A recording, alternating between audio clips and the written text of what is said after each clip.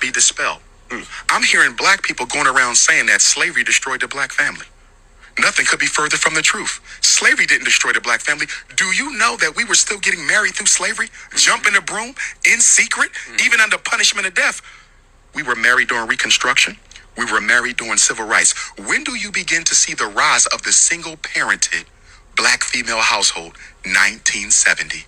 After they killed Dr. King, the United States government said we must neutralize the black power base. And they determined that the black power base was the black family.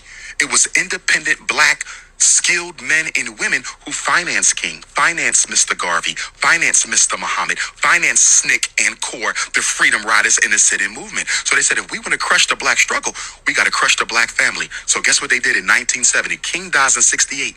In 1970, they came into the black communities and de-industrialized our city centers. In 1970, they started shutting down the factories. Remember, up until the 50s and 60s, you didn't need a college degree to get a decent job. Many of us got grandparents who worked in factories their whole life and lived better lives than we're living now with 2 and 3 degrees. They could work in their same neighborhood, and everybody worked for the factory. Good retirement, pension, benefits, medical. They started shutting down the factories in 1970, and then they went into the high schools and did what? Started deindustrializing the inner city high schools. Up until 1970, you could graduate from almost any school in New York certified as a plumber, certified as an electrician, certified as a carpenter, auto body, brick mason, a welder. They took all those programs out.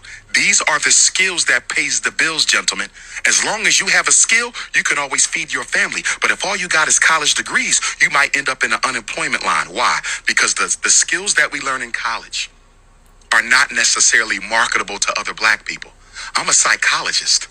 Ain't too many black people running around looking for a psychologist to reveal all the skeletons in their closet. Yeah, you rather talk to a white Exactly. person. So they started sending us to college instead of teaching us how to work with our hands. That was the 70s. That was the economic castration of the black male.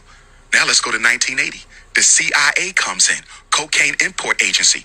They drop off crack. So now the unemployed black man who has always been a breadwinner, Envy, even in slavery, we were always the breadwinner up until 1970. Now the crack comes. You got a decision.